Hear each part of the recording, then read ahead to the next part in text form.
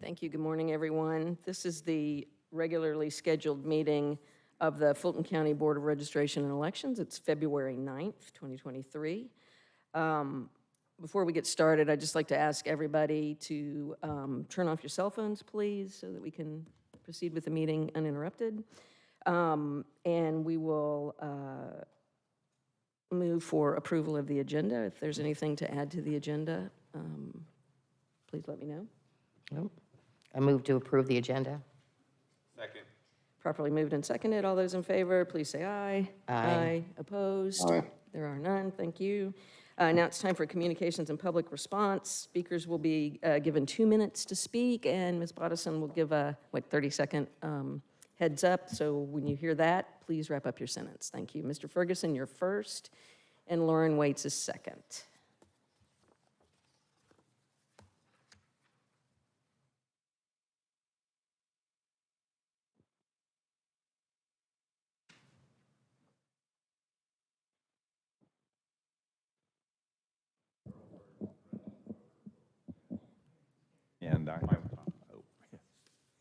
And We've been asked to speak louder and more directly, so we'll include you. I know, and I'm not loud. Earl Ferguson, registered voter in Fulton County. I'm here on behalf of the Fulton County GOP this morning to present a piece of information that is, I think, useful. I did not do this, but someone in the organization compared the list of registered the list of actual voters with the ones that had been challenged and had been approved for removal. And they came up with 25 people who had either voted in both the election and the runoff, and 23 who had only voted in the runoff.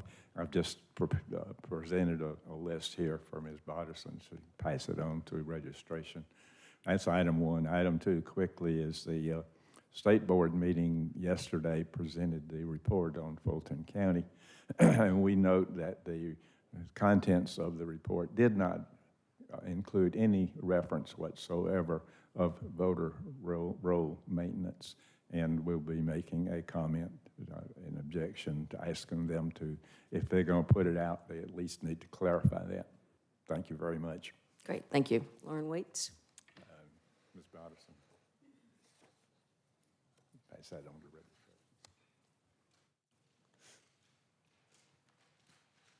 registration. Good morning, Lauren Waits. I left my hearing aids at home, so my danger is I'll be too loud. I am the volunteer coordinator with the Fulton County Democratic Party. I coordinate the volunteers who go down and help to process paper ballots during the election. I just wanted to update you that my GOP counterpart and I had a very productive meeting on Friday. We shored up some of our agreements on slightly different training for our volunteers in the 2023. We've communicated that with Ms. Bodison and are excited about working together to continue to smooth that process. We also fully committed that no phones ever will be in the processing area.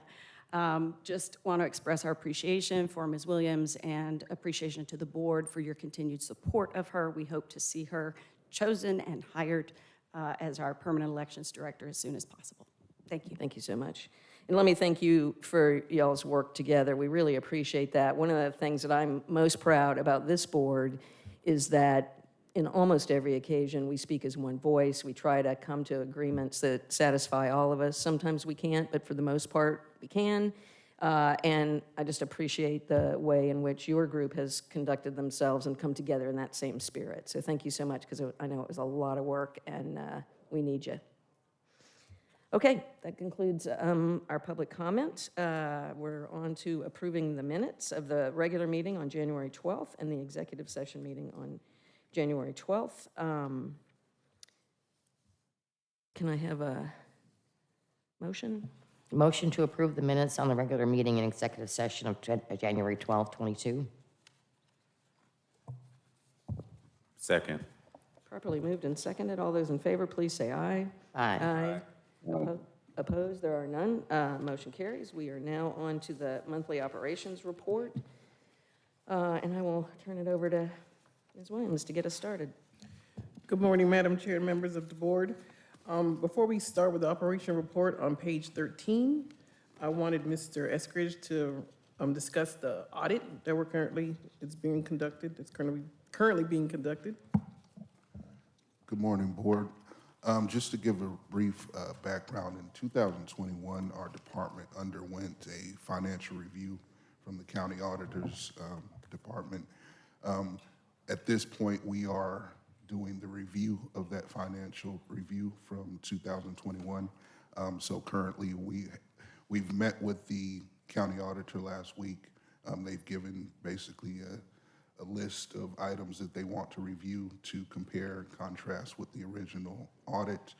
We're working on collecting that, putting together that data and information for them and submit that before the deadline of next week.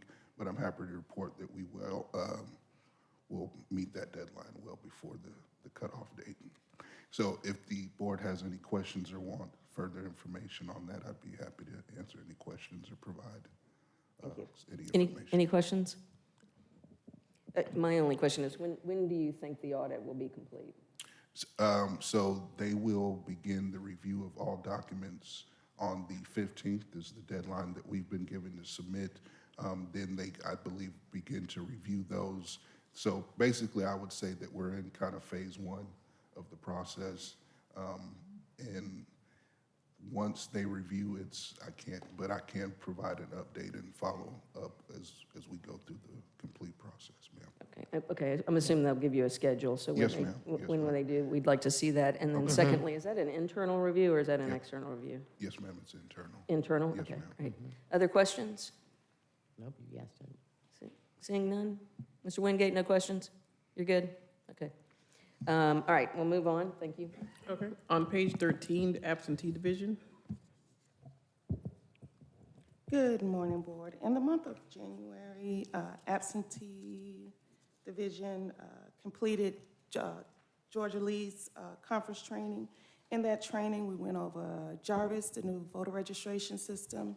We went over poll pad training, the new implementation of the poll pads, the updated implementation of the poll pads for early voting. We also went over e-polls. Met with vendors, and one of the vendors that I met with that I actually enjoyed was Enhanced Voting. Enhanced Voting was the mechanism that we used for UOCAVA ballots this last November and December election. So it was actually good to speak with them to see what other mechanisms they had for voting in the coming years. We had conversations with Fort Orange about outsourcing, ballot mailing, and a few others. One thing of note is for the municipal election, during the general election, there's 29 days prior to mail out. In the municipal, it's 22 days, okay? So we start mailing out the first day of early voting, absentee ballots. And I think that's all I have. That would be the Any first day of early questions? voting if we are engaged to do any municipal Yes. elections, is that right? Okay. Questions? Ms. Bodison, on the, your absentee operations, your completed evaluation of personnel, can I ask how you're doing that? Just in manual form, we have not met with them, but internally, the supervisor, absentee supervisor Jody Britton and I have met, discussed the performance of our personnel, and we plan to meet with them next week to go over what. Okay, and can I ask how often you expect to do this? Realistically, we should do it every 6 months, but last year was busy, so we only did it once. Okay, all right, thank you. Thank you. Sorry, other questions? Comments? Okay, don't see any. Hang on one second. And then just a note from the report, many of us will be attending the state election official certification conference down in Jekyll next week, including staff. I'll be in attendance in person. I think some of us are doing that online. So just to let people know that we'll be engaged in doing that. And y'all did the Garvis training Yes, With the in state. Athens. Yes, we In did that at Athens. the beginning of the 3rd through the, the 4th through the 6th. Yep, great. When will we start using that system? Do we know? We That- are already using it. We are already We started on the 6th, we're using it, but they continue to make little small changes or things that may not be fully operational, so it's ongoing. Okay, great. Any questions? No, I took the training online because I had COVID, so, and I believe Shamira was there. I heard her name called out. So I thought it was very informative. It was good for me. Thank you. Just as background for people who are watching, we're anxiously awaiting the implementation of this system because we think it will help us with a number of things that we've struggled with recently. It was supposed to be implemented last year about this time. Redistricting caused the Secretary of State's office to decide to delay until June. And at some point, they decided just to delay until this year. So I think that was probably a good decision so that everybody could have the time and the attention to do it properly. So thank you for that. Other questions? Okay. Okay, on page 15, Administration Division.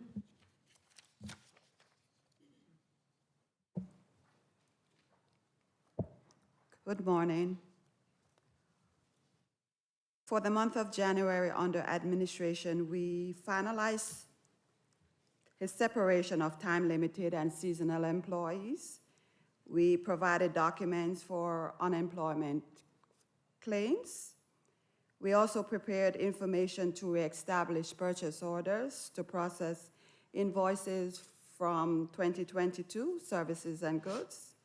We also prepared information to reestablish funding so that we can process invoices for any of the polling stations we rented in the previous elections. In regard to vacancies, we are currently recruiting for the following positions. Administrator Coordinator 1, we have 5 registration officers, and Voter Education Outreach Coordinator Lead. We have the Executive Assistant. We will recruit for that in the 2nd quarter. In regards to campaign contribution disclosure reports, we submitted in January late and non-filer report for the December 31st report, and our next report was due for January 31st with a grace period of February 7th. This concludes the report for January 2023. Thank you. Are there any questions? Okay, seeing none, we'll move on. Thank you so much. On page 16, Advanced Voting. Good morning, Board. My report is as follows. I attended an in-person Jarvis intensive training that the SOS team conducted, and based on a demonstration, it appears that Jarvis can potentially provide efficiencies in the voting process by automating certain tasks that are currently being completed manually, thereby reducing certain mistakes due to human error. On February 6th, Jarvis was launched, and we have begun reviewing and identifying those immediate changes to implement Jarvis for 2022 municipal election, such as intensive instructors training, developing revised training curriculum, backup systems, and procedures for Jarvis if the poll has suffered any systematic failures, and build out a relevant classroom training and manual. Note, in the last election, our incredible poll staff manually processed 473,000 voters for the general and runoff election without any major system failures and ineligible rate. While it's expected that Jarvis will further reduce its error rate, implementing Jarvis is not anticipated to result in any reduction of staffing requirement for early voting locations. The Carter Center report observed that during early voting, approximately 32 voters was processed per hour, compared to 36 for election day. Please note that early voting voters was processed manually, while on election day, it was processed automated. The EV staff and voters are going to see the efficiency with this automatic enhancement, and I'm happy about that. We would like to conduct a mock election to allow residents and staff an opportunity to use the new voting equipment prior to the upcoming election. This mock election would further allow us to gauge the quality and effectiveness of our training and the reliability of processes and the implementations. On February 6th, we had a titled Lesson Learned Zoom meeting with approximately 36 managers from the general and runoff election. It was a 2-hour feedback, very successful, but we also thank them for the extraordinary effort and hard work. And they provide us, and they spoke with us, the management team. They elicit their observation, ideas, and suggestions on how to improve early voting, training, and the operations.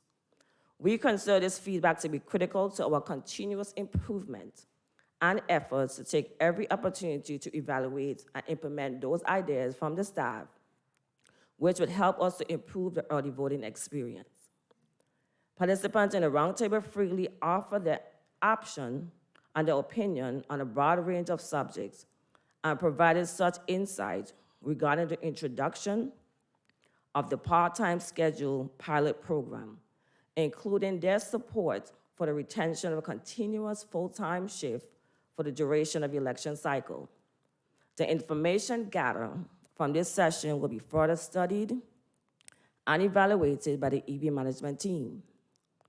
Regarding the discussion of changing the EV poll staff work schedule, we will be introducing part-time staffing opportunities for clerks and monitors positioned to interested position applicants as a pilot program to test its feasibility, to identify any potential deficiencies, to rapidly provide resolution in a timely manner to identify any issues, to integrate and implement the part-time program without any degradation in the service level and efficient operation of the EV locations. Staff has to be RCR, responsible, committed, and reliable for the proposed part-time schedule. They will be getting timely advance notice of assignment for part-time staff. It has to be a consistent schedule to avoid disruption of polling location and reduce any last-minute scheduling conflict. Part-time schedule, still reviewing, but we are proposing Monday, Tuesday, and Wednesdays, Thursday, Fridays, and Saturdays, or weekend voting, from opening of the poll to close of the poll. And we are continuously preparing for the planning of the 2003 municipal election, and we are still working on post-election activities. That's the end of my report. Thank you. Thank you. Questions? On the preliminary proposed part-time schedules, are you, sorry, I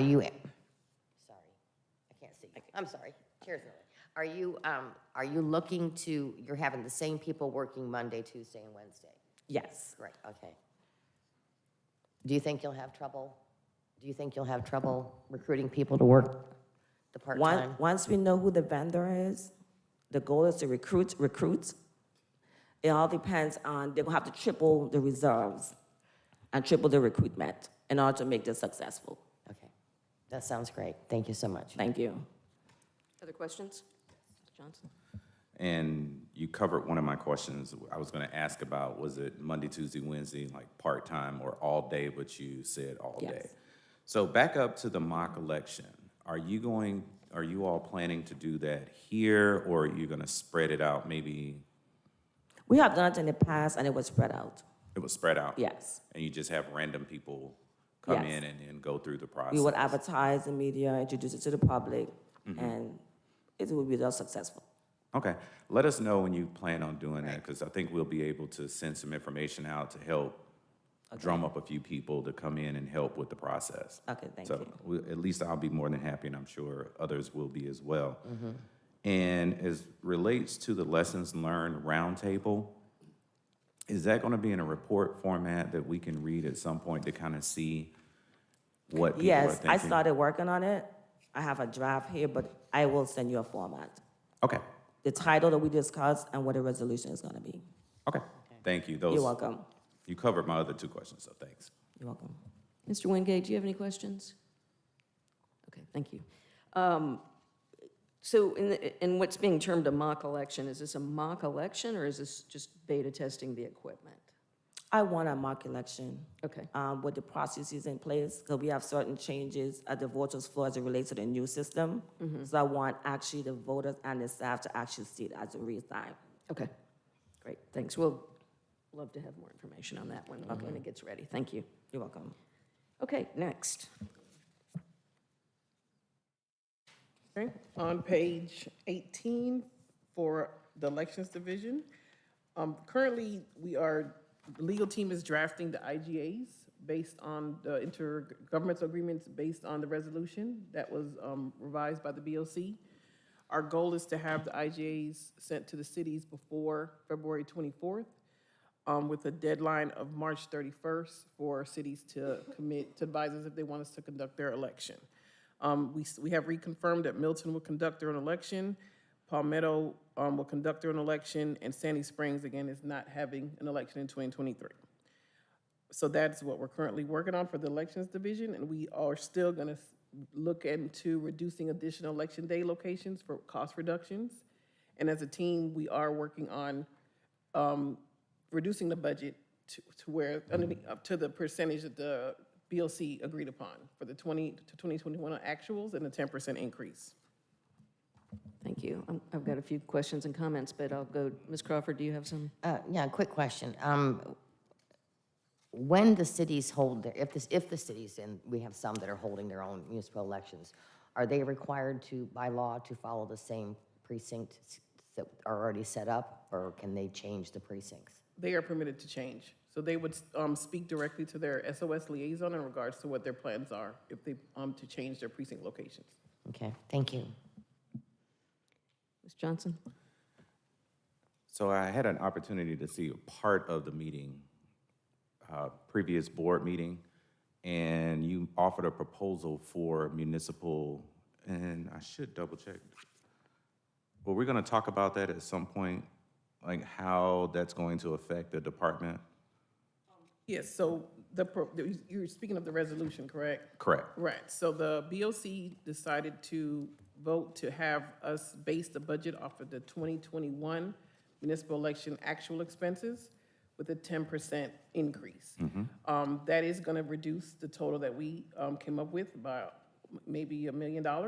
So we, as a group, are meeting and reducing staff quantities, some services, staff start dates to get to that budget point. So that's where we'll have that completed by Friday, so we can send out the IGAs by the time legal is done reviewing the IGA agreement. Additionally, do you think that based on you were looking at differences between 2021 and 2023, additional costs, et cetera, how do you think that will affect our ability or the department's ability to handle the elections for 2023? Unfortunately, it will put more work on our temp staff and on our permanent staff, but as a group, we're committed to this process, and we're gonna have to make it work. But it will put more work on our staff and our temporary employees.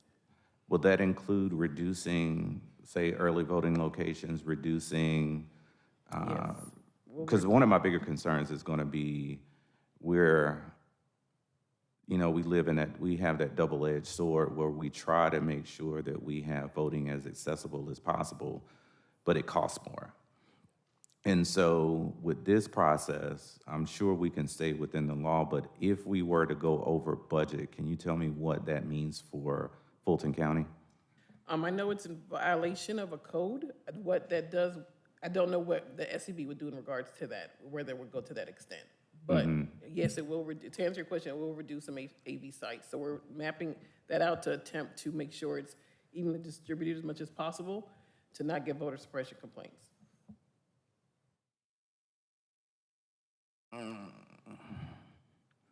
Okay, we have time to talk about that, right? Yes. we Okay, do. all right. I think that's it for now. Okay. Mr. Wingate, do you have questions? Yes, thank you, Chairwoman. Is these activities that have been being discussed, is all of that laid out and clear in the 2023 budget? Well, now the 2023 budget has to be revised, so we will meet, well, our final meeting will be on Friday, and we'll forward a summary of the budget costs to the board once we get that finalized. But we'll give you an itemized summary. All right, Ms. Williams, and that's this Friday? Yes, ma'am, we will get Tomorrow? that done. Yes, tomorrow. Okay. Yes. Along those lines, in terms of this revised budgeting, have you all had the opportunity to look into what the potential cost and ramifications are going to be or could be in terms of this laid out shift work? We're still reviewing that as well. It will reduce, well, I think this shift work will still, it should offset, because we're gonna do, instead of doing 2 shifts a day, or, we're gonna do full days, so I believe it'll offset if we get, this should be the same quantity of staff. I don't believe it's gonna increase the cost in regards to the shift work, after we did a complete analysis of it. Okay, and and I think and correct me, if I heard this incorrectly, but that is a determination that is still being worked on in terms of then, how much temporary staff that we can get to fulfill those functions. Did I hear that correctly? Well, no, so you're speaking in regards to advanced voting workers themselves? Is that what Well, I think that's primarily where you're going to have this associated temporary cost associated with the shift work, correct? Yes, so we will still conduct municipal recruitment fairs to recruit citizens that want to participate. We just want to make sure And all citizens, shifts are okay. covered. Yeah, so our BOT Okay, will so still do this that. can't, okay, I think you answered my question, Ms. Williams. So then there can be citizens, if you will, that are an active part of this engagement, and it's not all coming from a temporary staffing agency. Oh, no, not at all. It'll still be the Okay, same good. process of municipal I was recruitment a little fairs. confused. Okay, good. All right, well, thank you. All right, I've got a few comments and things to say about this. I just want to kind of set the stage of where we are and how we got to this piece about municipal elections, because we've been talking about this now for 2 of our meetings, and probably since Christmas for the staff. As soon as they finished with the runoff, they turned their sights to this. So I'm going to make some statements for the purposes of educating people who are here and watching, and I would really appreciate it if anybody would correct me if I say something that is not accurate, because I want to make sure I'm accurate in my own thinking about this, right? So couple things to set the record straight. By Georgia state law, Fulton County taxpayers are not permitted to pay for municipal elections. That includes city elections, school board elections, special elections, other things. That's the budget responsibility of those entities that are participating in those elections. Some counties, like Gwinnett, and I'm fact-checking, do not do these elections at all. Some counties do like 1 or 2. In the past, I think we've done most of them. My understanding is that maybe Fairburn does theirs, Palmetto does theirs a lot, and Mountain Park. So this is an optional service that we are permitted to do so long as we don't use county budget to cover the cost of providing that service. Prior to 2019, the way municipalities and those other entities were billed was based on their percentage of the number of voters in the county. In 2019, the Board of Commissioners made a policy change to require that we charged municipalities $2.49 per vote, $2.96 per voter. What that then happened as a result of that in 2021, Fulton County taxpayers had to pay for about $2 million in expenses that were not covered by that $2.96 policy that the Board of Commissioners made. When we noticed, and thank you very much to our interim director, hopefully will be permanent director, brought to us that we needed to update that so we would not be out of compliance with the law.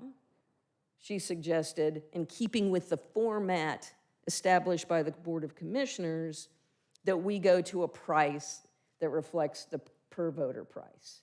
That's difficult to estimate because there have been massive changes in the expenses of elections as a result of Senate Bill 202, runoff elections that we can't anticipate, other things that are determined by the General Assembly in general and not by us. So that cost now is up to around $10 a voter. I'm just being very random about the number, but it's somewhere around that. That discussion took place here. We approved moving that forward to the Board of Commissioners. They did not like that price, nor did the municipalities. We don't blame them. We don't set it. We're just trying to make sure we get it right for our part, which is that we don't have Fulton County taxpayers paying for elections for which they are not responsible. Our team went back to work and came up with the pre-2019 process that worked very well for I don't know how many years, but apparently a lot, to just allocate by percentage. So any cities that want us to conduct an election, we add it up, divide it by the percentages of those people voting, of those people on the rolls in those cities, and divide it amongst the municipalities. Working, of course, with the municipalities to try to be as cost-effective as we possibly can. Took that to this board, we approved that approach, went to the Board of Commissioners last week. They did not like that approach and suggested that they passed a resolution that they would, they want us to go to the 2021 cost plus some 10% overage to give some room. We have massive inflation, we have continued costs that are coming up, equipment that we are required to buy, blah, blah, blah. So far, have everything I said been factual and correct? I really want to be corrected because I want to make sure I'm not misunderstanding the situation. Sounds like that's true. So what we have before us is that this board has made two different recommendations to keep us in compliance with state law. Now we have a third recommendation passed by the Board of Commissioners, which stands because they control the budget, giving us a dollar amount that we can try to meet. Ms. Williams has suggested that we're about $1 million out of plumb. And again, there's lots and lots of variables to this at this stage of the game, and including we don't know how many we're going to conduct, where we're going to conduct them, what our options are for doing that. I am deeply concerned about this. I am always deeply concerned when people establish policies kind of on a whim, right? Where it's just a better number, a number we like better, is one that's not based on the analysis that not only this team, but the county's finance department and others have put now 2 months of work into. I think it begs a conversation ultimately with us between now and when we get sort of a final resolution from our staff about whether we want to conduct municipal elections at all. If we get to a point where we're being asked to conduct elections out of compliance with Georgia law, I would submit that we need to get out of the business. I'm just stating that as a fact so that nobody is surprised when I engage this discussion further once we get those numbers back from the staff, once they've checked with the SOS on the kinds of things we can eliminate and what we can't eliminate, once we look at all of the requirements that come to us. But what I will strongly advocate for is that we stop breaking the law based on policies that require us to do so.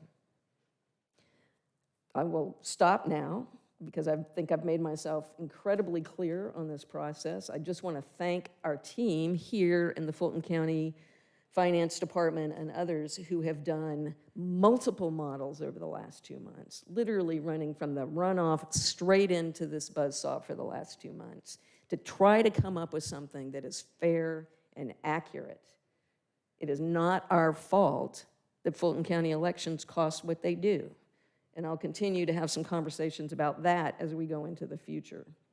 But I do want to put it on the table that in 2021, we were out of compliance, and Fulton County taxpayers paid, I think, $2 million plus more than they were authorized to do so by Georgia law. And I hope somebody does something about it before I do. All right, we'll move on to the next topic. Oh, other statements? Yeah. You actually made me think about a couple of things.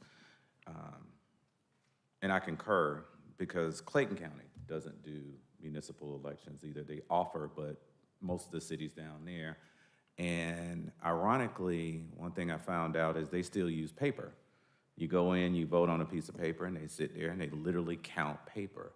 So my question, just for clarity, and I think Terry mentioned this earlier, the rules are slightly different for municipalities to do elections.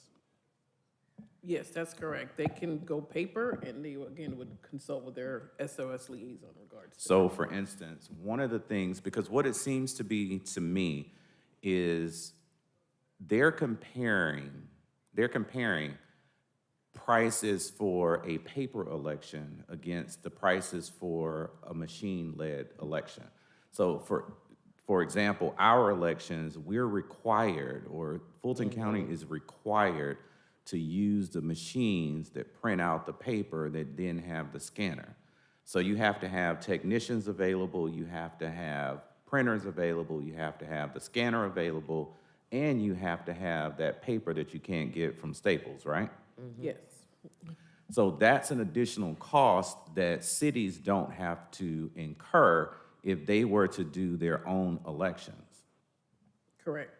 So our elections would naturally be higher just based on that alone. Not to mention the training that has to go in, because I'm going to guess, because I try to be smart sometimes, but the training for using those machines would probably be a little more intense than training for using a piece of paper. Yes. Yes. Okay. So when we hear cities complaining about how much it costs for the county to run elections for them, has there ever been a point where the cities acknowledged that they don't have to follow the same rules as Fulton County? No. And if they wanted, like for instance, for us, it may cost $9. I'm just making up a number, I'm not trying to tie you to a number. But it may cost $9 per voter based on what we have to do, where for them, with just a sheet of paper and a printer, it can cost $1.50 per person. So naturally, it would be cheaper for them to conduct their elections on their own. That's correct. So our intention was never to say we would not do municipal elections when we sent out the information. It was just making cities aware. If they're concerned about prices, they have options if they want to have cost savings, if they conduct their own election. As you said, it would just know that you're comparing apples to oranges, honestly, it's cheaper for them if they go that route.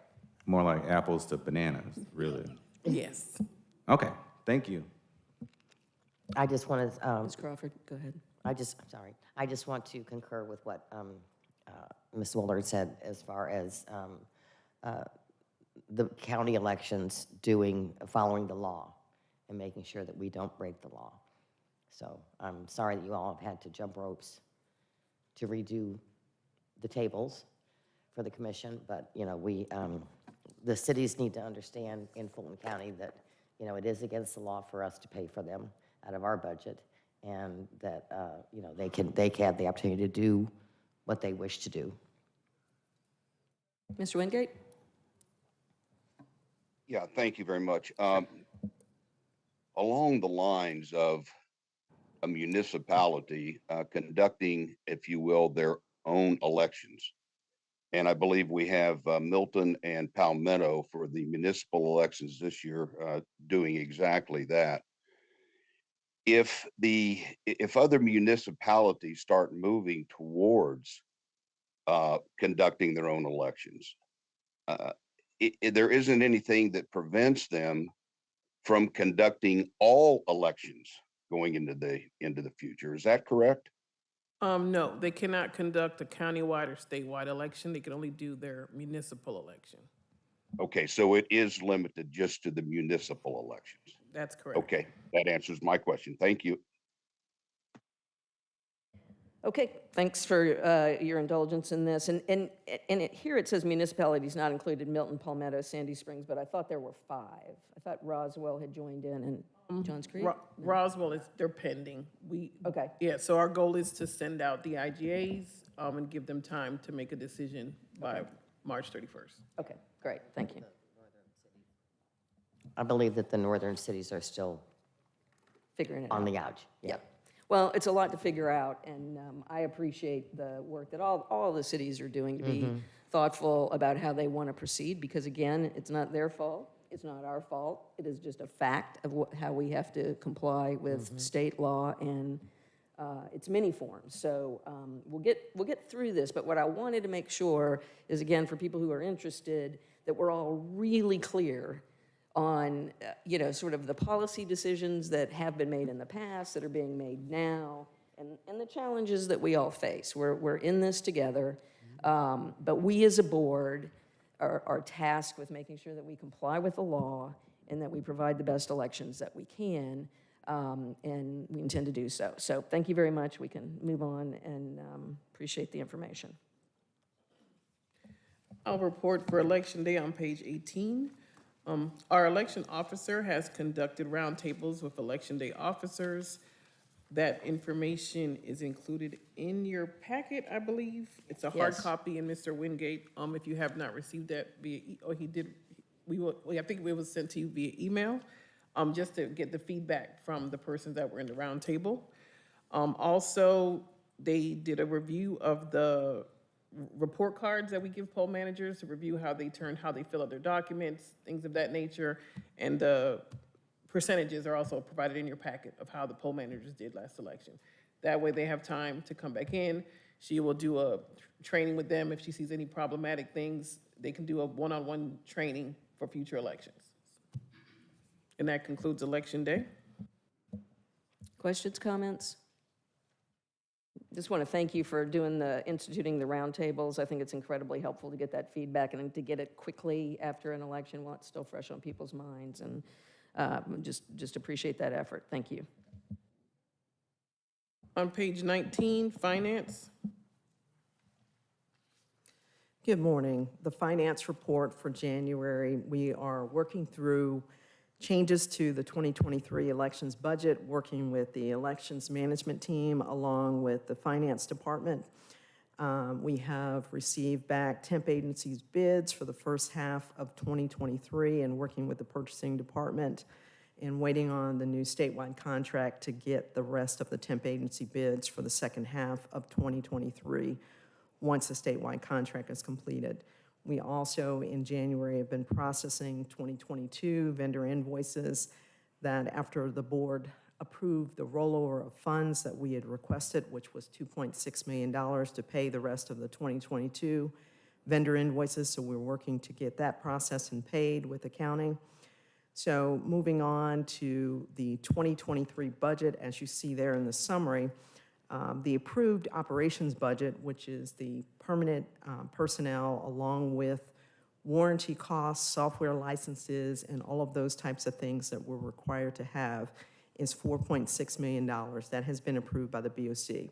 The proposed elections 2023 budget for the November and December municipal budget was at $9.5 million as of this January report. In the February BOC meeting, they asked for a reduction to the municipal election budget to match the 2021 actual costs, plus an increase of 10%. That results in a total of $8.1 million, which breaks out of the November general election of 5.7 million, and then the December election would take us to 2.4 million for the total of 8.1 million. What we've been working on the last couple of weeks is to do a reduction to the 2023 budget to reduce down that $1.4 million that has been requested by the Board of Commissioners. And that is what we've continued to meet about and work on.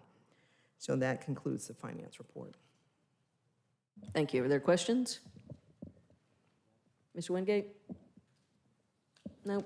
Johnson? Mr. Johnson? No? Okay, great. Thank you so much. Thank you for your work. Again, these continued revisions, I know, take a lot of work, and we have things that we're trying to do to move things forward. So thank you so much, and thanks for your assistance to me as well. I appreciate it. Thank you. On page 20, information systems. Good morning, Board. In the month of January, Information Systems attended the conference at Athens for the new voter registration system, which will interact with the poll pad management console called EPOS. The system will require poll pads to have internet connection during early voting, and we have some optionals but essential add-on accessories for the poll pad. These accessories include some, poll pad encoders that we've reached out to the vendors, and printers. We reached out to the vendors to seek pricing for those add-on equipment. And in January, after the conference, we held a meeting with division managers and supervisors to discuss each division's responsibilities and how the system will affect their workflow. At the meeting, what we did was subdivided modules in the new voter registration system to better understand each division and how we can assist with their workflow changes. And we're working closely with the registration chief to see how the new system is working and how we can assist. Also, in the month of January, we attended a new member webinar with a group called EISAC, the Election Infrastructure Information Sharing and Analysis Center. So this, just to give you a little background about EISAC, so it's a community of election and cybersecurity professionals coming together to share, cybersecurity threats and information with states, local government, tribal, and territorial, I believe, agencies, just to see how we can better secure election system and election integrity in general. So during the meeting, we met with our account manager, and there were some recommendations about some services that EISAC provides that we can benefit from. So those part of those services include IP and domain monitoring. That means we need to submit some of our IPs and domains that we regularly visit to this agency for them to monitor for any kind of malicious activities. And we have they have another solution called malicious domain blocking and reporting. It's more like DNS, that's a domain naming system monitoring. So what they do is they monitor all domains that we regularly visit to make sure our systems are not being compromised when it comes to election integrity. And we have another one called endpoint detection and response. That is more about making sure like each devices, regardless of any network that you're connected to make sure like those devices are safe, secured, and whatever domain you're trying to access, you're not being compromised, because we have staffs working from home and we have devices being deployed to the field. So that will secure, in terms of cybersecurity, make sure those devices are safe and secure. And also in the month of January, we participated in an audit and provided inventories of voting equipment and add-on equipment to the Deputy Director's office. That concludes our report for January 2023. Thank you. Questions? Comments? Ms. I just Crawford? have one question. On the new Garvis system, during early vote, they're coming up with a printer that's kind of like a cash register receipt printer. Are we going to have to buy, if we do that, that would take away everybody having to sign the affidavit, correct? Correct. Okay, and if we do that, would we have to have one for each poll pad? Correct. But like I said, in the report, it's optional. Yeah. Yeah, that report, that device is optional. So we can decide to buy that, or we Right. can decide to run a report from EPOS or Gavis to get whatever application we need. Okay, all right. Thank you. You're welcome. Mr. Wingate, questions? Yes, regarding the internet access to these new generation poll pads, who on our elections department staff will have access? You mean to the devices, or you mean to, yeah, that will be, Yeah, if it's internet accessible, yes, people will have access. yes, sir. So during LNA system special, we have access, and during early voting, the early voting staffs will have access. So there is no internet access during the actual early voting process, There will be, right? And who on our staff will then have administrative access to that? oh, that will be myself and our director and the deputy director, sir.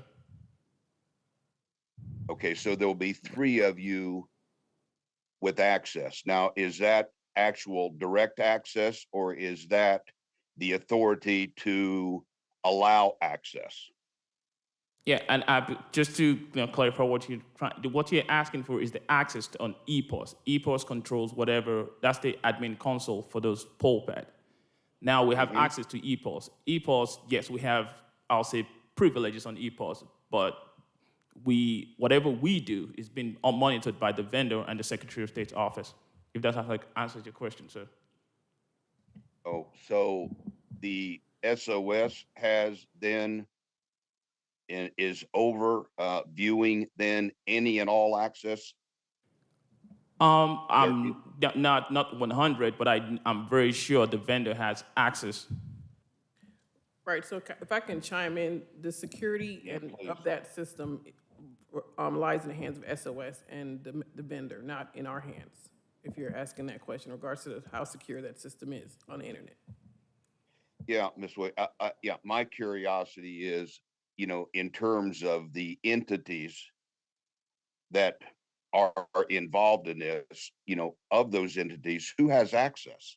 Right, so I mean, who can do any manipulation? Who could, download another file, change something?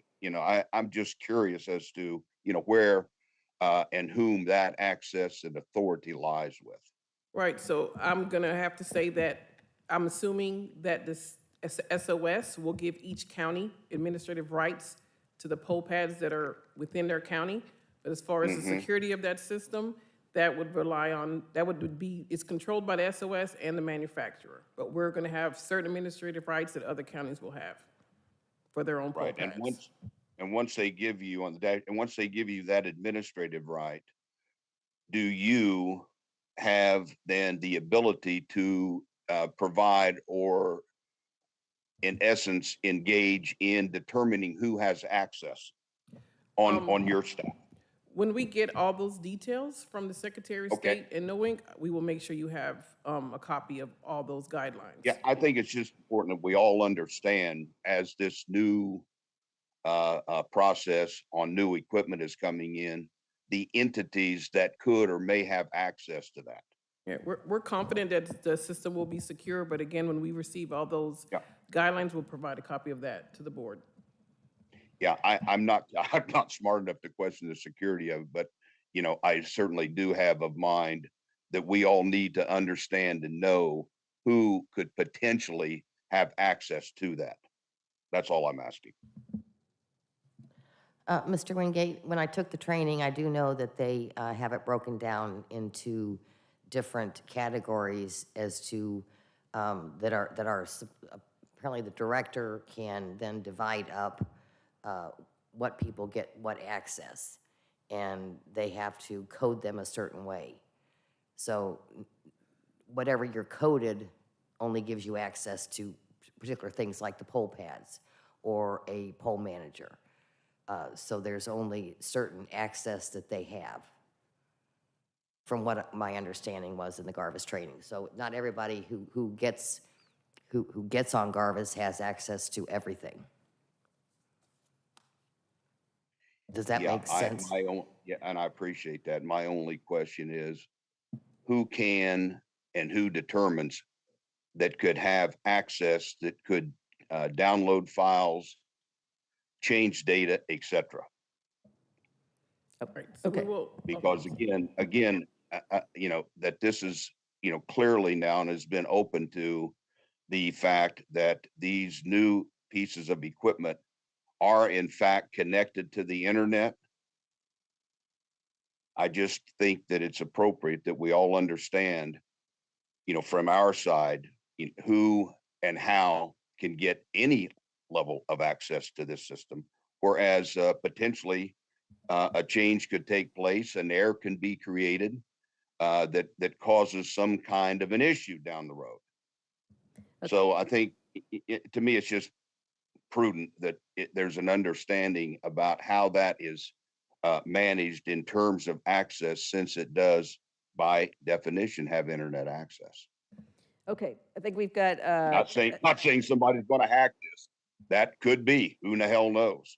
But I think it's just prudent that we all understand how that's administered. okay, thank you. So we'll expect a briefing to that point, I think that's what, possibly at the next meeting. Is that, Yes. is that when something we can have? Yes, when we receive all the details from the Secretary of State, which will apply to this county as well as all counties in the state of Georgia, because it'll be the same exact rules for every county, we will advise the board. But again, we do not have control of that system. It's not our system. It's for the state, it's for the entire state of Georgia, controlled by the SOS and the manufacturer. But we'll give you that information when we receive it. Okay, great, thank you. Okay. Thanks for the Thank you. question. All right.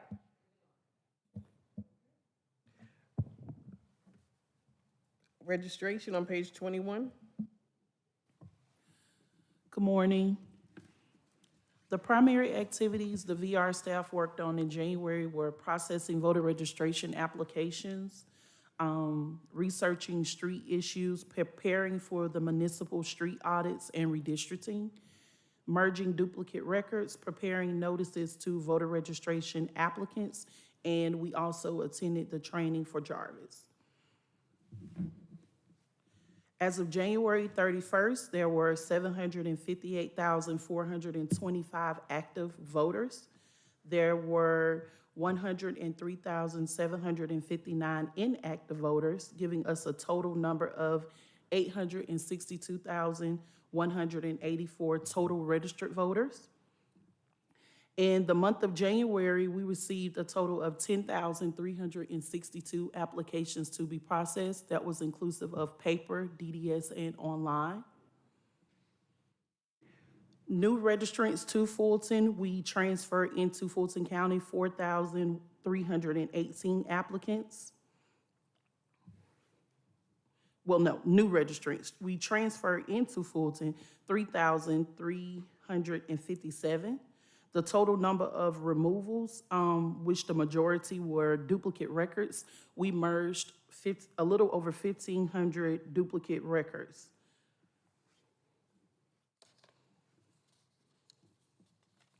I would like to mention that we did attend, or I attended the training in Jarvis and then met in Athens for Jarvis and then met with the staff after. So we will be submitting our feedback, question, and concerns to the SOS. We begin using Jarvis this Monday, February 6th. Everything is going well with the implementation of the new system. We are excited about the changes that Jarvis will help with in our division. It'll help actually with the duplicates process, with the business addresses, with felons and our vital records. So there's going to be more detail when it comes to duplicates. Right now, well, in ENET, the SOS stated that they were only using one category to formate those duplicates. Now they'll be using 5. And we've actually tested the system and we see the duplicates go up And we have also taken a look at the duplicates and actually merged them. So Jarvis is actually working right now to help with those. Our front office operations, they were not, we weren't really busy in the month of January. Not a lot of voters came in. Majority of who came in was were voters who wanted a temporary voter identification card. So we did give out 112 of those. And in regards to the challenge hearings, the BRE will hear all deferred challenges and challenges received in the month of January at the March 16th meeting. So we have already began preparing those files, and the notices will be mailed to the voters on Monday. And that will conclude the monthly operations report for the registration division.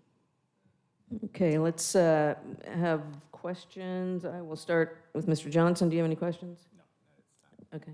Ms. Crawford? At Mr. this Wingate? time. Yeah, very quickly. Ms. Marshall, you used to have a line item on your reporting that were those voters that transferred out of county.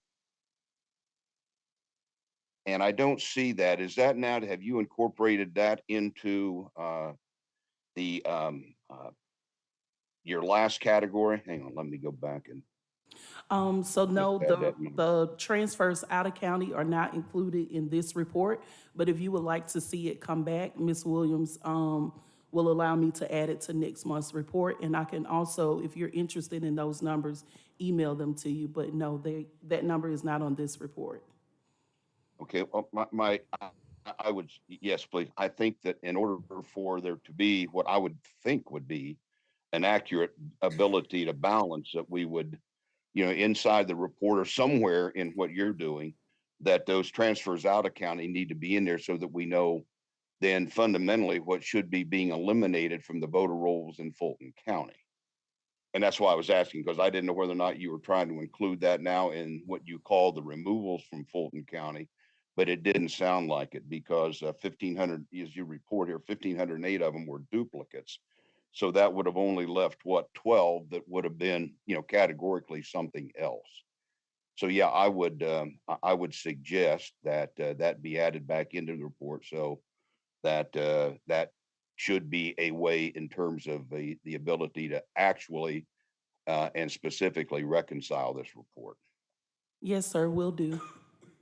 Thank you. Thanks for the suggestion. I think I really appreciate the staff trying to work with us and sort of fine tuning how we want to receive the information. So Mr. Wingate, thank you for that feedback. And again, for all of the BRE members, just kind of keep providing your feedback on how we're doing the report so that we get it right. But appreciate that y'all are kind of working with us on that. Okay, next up. Good. I will report on page 22 for supplies and logistics. Our manager is currently confirming or reserving election day polling sites. If some municipalities do decide to do their elections, we'll make sure that those facilities are aware and have the cities contact them directly if they choose to use those locations. If we do have any polling location changes, our goal is to put it on either the March or the April agenda for the BRE to approve. They're also working on fine-tuning our plan for the move to Election Central. So those things are taking place, and hopefully we will be moving in March at some time.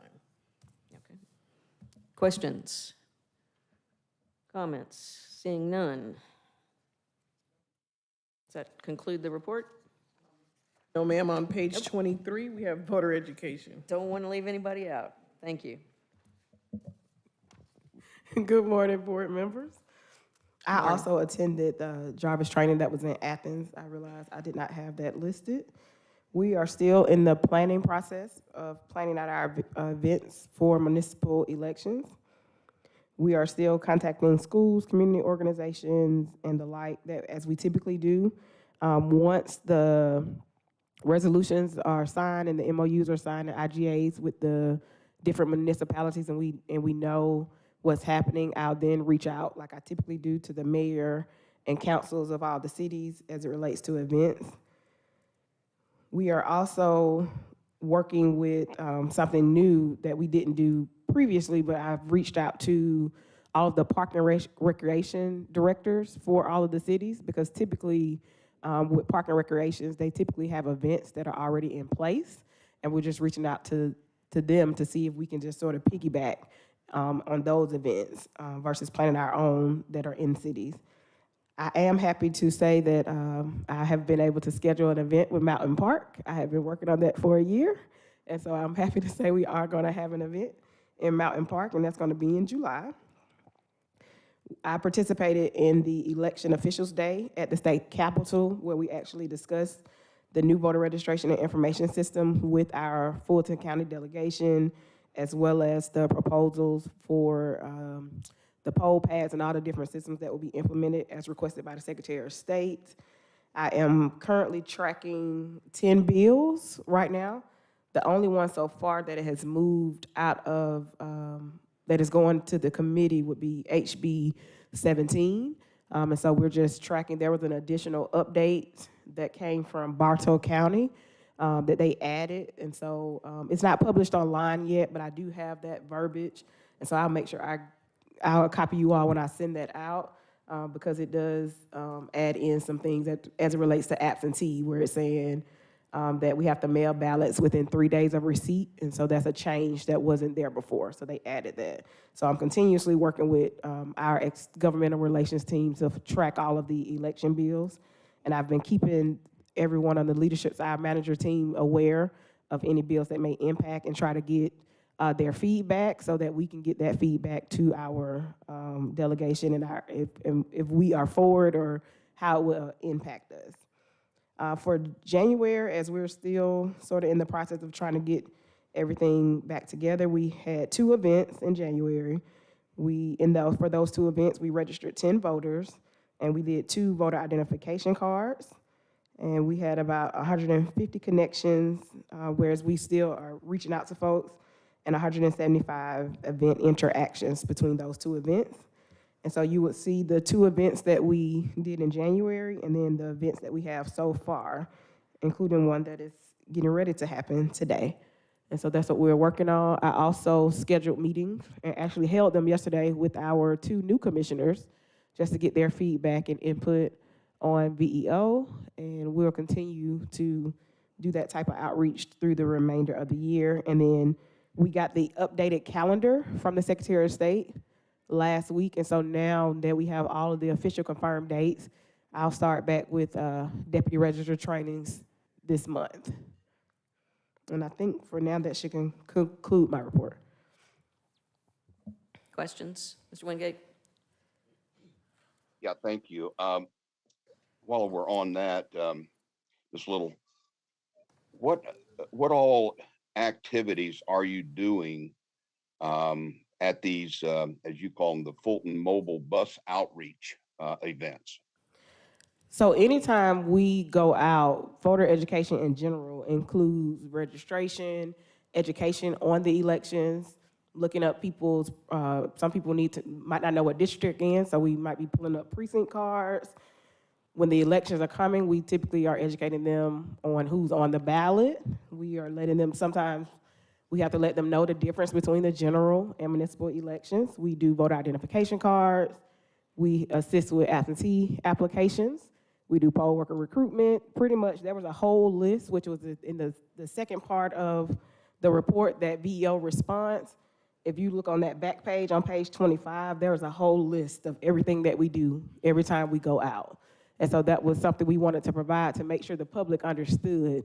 So even if the event was titled, for example, Municipal Poll Worker Recruitment Fair, somebody still may come to that municipal recruitment fair and ask, can they register to vote? Can they get an absentee application? What election is this for? And so we have to be prepared to answer any and all questions that come while we're out in the field. Okay, and these particular events then, have been decided by yourself and your staff on where to go? Well, as requests are coming in, we Okay. do get requests that come in, but then as far as the actual municipal affairs, which Ms. Williams referred to earlier, I make sure I work with every city to make sure we host one. So we do those for sure.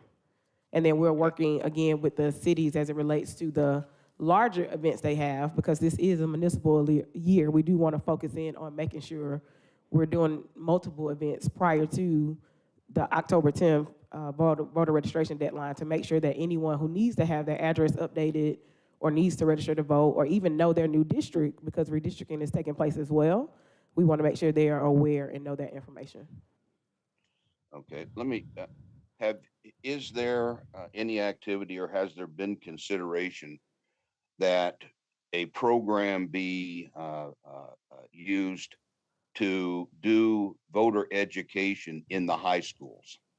Yes, I work with Fulton County school administrators as well as Atlanta Public Schools. And so we did several events in the schools with them last year, and we actually have one next week at Mays High School.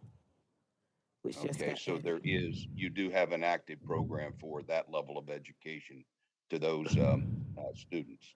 Yes, because, and we also have to make sure also by state code that, because principals are automatically deputy registers, and so we have to make sure we are getting them trained each year. So that's why we had that partnership where we're working directly with our Fulton County schools and Atlanta Public Schools. Okay. What was in 2022, what was your total expenditure for VEO activities? I wouldn't, the total expenditures for, I wouldn't know that number offhand. That would be something we would have to pull up and get that sent to you. Yeah, as a matter of fact, per my request, I got just before this meeting started this morning, it doesn't have any detail to it except it gives some variation between staffing staffing budget, printing budget, and some so-called marketing budget. That's for 2023 is now a little, just a few more dollars more than 427,000, of which about $300,000 of that is earmarked for staffing. And I guess by what this says, it's inclusive of temporary as well as the regular permanent staffing. Yeah, again, I appreciate everything that's being done for the community. There's no question. It just seems that that's a large expenditure. I don't know, $300,000 of what I was given in this email this morning, like I said, is due to staffing. And that means there's, 127,000 or whatever more left for then I guess certain variations or whatever materials and printing and things like that that's going to be done. So I'm not trying to make a federal, that's probably a bad choice word. I'm not trying to make a, negative case out of this. It's just my curiosity in terms of, the budget and trying to make sure that we're expending the taxpayers' money wisely. Is that a logical amount of money to spend on these activities, particularly in my mind this year, since we're only dealing with the municipal elections and it's in that October, November timeframe foregoing any runoff. But we don't have that much election activity that we have had, in the past few years. I think we all agree to that. But I'm just curious if there is, just that we're substantiating, you can clearly and very easily define why we're expending these funds. May I chime in on that, please? So Please do. our voter education program is critical to our department. Their efforts in going out into the community educates our voters. It stops calls later in regards to confusion in precinct locations. It helps in recruitment for election day and advanced voting. So without their efforts, there would be a shortfall in other areas in our department and our processes. So that's why that money is money well spent, honestly. Okay. I'm sorry, I did misspeak. It's not 300,000, it's $409,000 budgeted this year for VEO staffing. So obviously the overwhelming amount of these funds, and I guess that maybe is appropriate, is dedicated to paying for the personnel. Right, and a lot of the And I'm events just, that I'm they just curious do, because I just never, I recall last year, I mean, this, this VO thing keeps circling around, but it just seemed to me like last year, and again, I'm coming off the top of my head and I apologize for that, but it seemed to me like in terms of the VEO expenditure last year was nearly $900,000. Now, again, I'm sure you can prove me wrong. That's just, I recall that number I don't from believe, some report yeah, I don't believe or that's other. an accurate figure, but again, the Okay. VEO program was created because of the high demand that we received from the community to have events. So we had to have established that division to ensure that we could meet the demands of what the voters are asking for in their communities. Okay, all right. No, and again, I'm not trying to challenge the activity of all of this. It's just the degree on, are we, managing the taxpayer monies wisely in terms of what we do expend? So I think it's just, it's good to know in more detail, what some of these breakdowns are in terms of the expenditures. And maybe that exists. I was hoping it would, but that I got this morning, like I said, just before the meeting, really did not cover much detail. If that's available, I for one would just like to be able to look at it. Okay, let me make a suggestion. If there are any BRE members that have a question, like really specific items that they'd like to see included in information, similar to what Mr. Wingate has requested, forward it to Ms. Williams and let them pull together just a briefing document to answer those questions. So I invite everybody to just kind of think about that, and then they'll get that together for you. Sound good? Yeah, that's I'm going to go back now that I brought this up. I'm going to go back because I do recall that I saw some more detailed line item in terms of the VEO expenditures for last year. So that will, if I've got any other questions to that, that'll at least be some guideline for me to ask those questions. Okay, great. Well, let's just, Mr. Johnson? Well, I was just going to say, if everybody could just try to maybe get that in by, say, Monday. The staff and myself included are going to be down at the conference till Wednesday, so this is probably not something that anybody's going to get an answer to for a couple of weeks, but let's just try to, get the questions in so that staff can work on that as they have the time. Thank you. Oh, Mr. Johnson. I was just going to say that, again, this is evident of being a victim of your own success. As we had to repurpose after the changes that were made for the units, I know that you're consistently being asked to go from here to there to here to there. And I think y'all are doing a fantastic job. We have, a couple times I've gone to events held by commissioners, held by cities, and see the buses there, and I see the lines, I see the people learning how to use the machines, kids getting information to help develop them become voting citizens in their communities, getting people to understand. Sometimes you don't realize how much you know being around this arena about what's going on and how much people don't know, how much your neighbors don't know, how many people, when you especially go to a senior center, don't understand what's going on. And while we may not have only have a municipal election this year, you're still training people for the process, how to vote. You're training people to understand that when they go, they may be in a new district, which this year is a perfect year to spend time on that, so that next year, you don't have, like the director is saying, you don't have to answer those questions all over again, which you still might because, we forget. But I think that your department is doing an exceptional job in educating as many people around Fulton County. And Fulton County, I think, is unique also in the diversity of the county, we have so many people, whereas a county that I'm originally from only has 40,000 people. My community has 40,000 people, and we have 16 communities in Fulton County. So I don't disagree with Mr. Wingate wanting to see a breakdown of what the budget is, but I do want everybody who's watching, listening, understand that this department or this section, I don't know if it's a department or not, but your section does a great job of going around the county trying to enlighten as many people as possible. Okay, can we move on?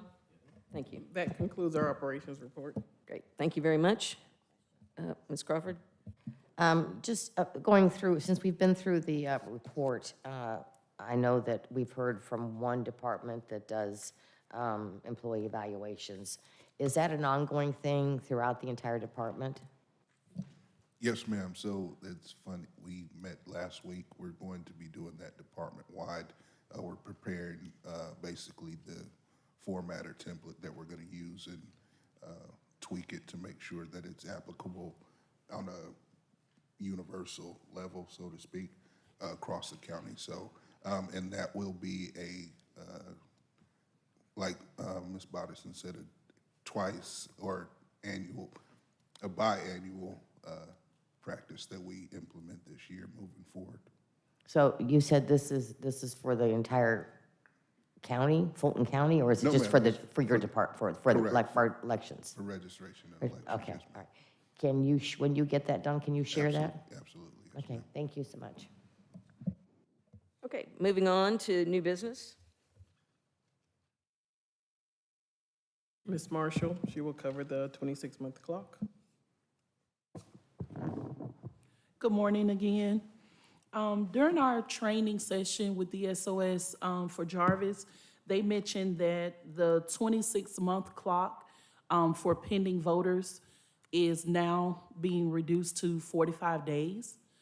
So we wanted to mention that to you all. They also advised us that our board and legal would have to get together to make a decision as to what to do to the voters who are still on the pending 26-month clock. So I have prepared this one-page report on page 29 to kind of provide a breakdown of the number of voters. There's a total of 465. And all of them are currently pending citizenship. There's 37 voters that expire this year in 2023. There's 287 voters that expire in 2024, and 141 voters whom expire in 2025.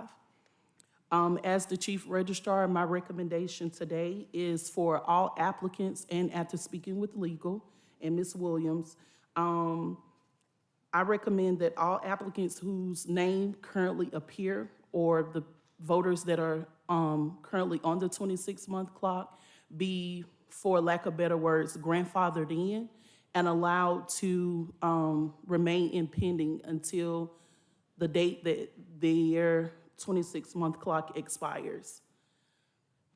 We have not received any official language as of yet from legislation or from the SOS stating that the clock is now being reduced to 45 days. But we do have to make a decision on the 465 voters that are currently in pending. All right, I have a question. So it's currently 26 days, but legislation has not passed yet to require it 45 days? I haven't been tracking legislation. I've not heard anything about this. And neither has Ms. Little, who goes out for our department, but it was mentioned in our Jarvis training. They mentioned it in several classes, so I spoke with Ms. Williams. We wanted to bring it to your attention. So I don't believe we would require you to make a decision today. We just want this to start being under review so we can make a decision when everything gets approved. Yeah, I would imagine if this is going to be legislation, that even the 45 days is subject to discussion at the General Assembly. But appreciate that. Are there any other questions to this? Ms. Crawford? Ms. Johnson? No. Mr. Wingate? Okay.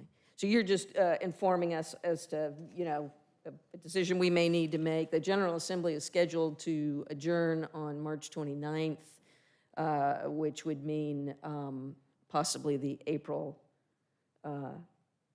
well, actually, we still have the time period for the governor to sign it or for it to come into law. So that extends it to probably May or June before we would need to determine this. Are we in communication? Have we been in communication with these voters recently as to their status? I imagine we did originally, but. Originally, we did, but not recently. What happens currently, or what used to happen in ENET is, once you print the letter, it begins the 26-month clock. So we have not reached out to them, and it's a small number this year, which is only 37, which is good. But no, we have not been in recent contact with them. Are we allowed by law to send the folks expiring in 2024 and 2025? Are we allowed to send them a reminder that we need to get this and that they're expiring in a certain date? Sure, we can do that because we have a file that actually shows the exact date. So if you would like for us to contact them again via mail to let them know, or a certified letter letting them know that their date is, you know, coming up, we can do that as a reminder. Just look for agreement among the staff, but it seems to me we ought to be pushing folks to clear up their record. Any objection to that moving on? I don't think we need to make a resolution about it, but just a suggestion that maybe we be in contact to see if we can clean some of this up in advance. Okay. Thank you. Other questions, comments? Seeing none, we are now at the point of where we could go into executive session. I believe we have some legal matters to discuss, is that right? And a personnel matter to discuss. So may we have a motion to go into executive session? I motion that we go into executive session for legal and personnel matters. Second. Properly moved and seconded. All those in favor, please say aye. Aye. Opposed? There are none. We'll go into executive session. Mr. Wingate, I will call you on your cell phone, if that's okay. Okay. And then we'll great. come back. I think, I don't know how long we'll be gone, but I think any staff not essential to continuing the meeting on our return can certainly go back to your offices and pick up the rest of your day. So thank you all very much, and we will be back as quickly as we can.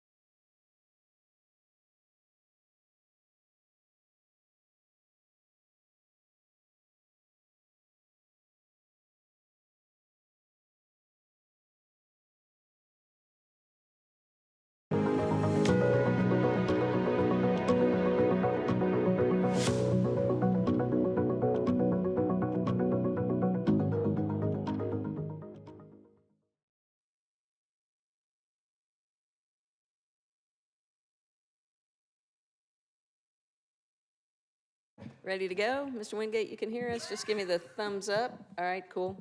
Can I have a motion to return to regular session, please? I motion that we return to regular session. Second. Properly moved and seconded. All those in favor, please say aye.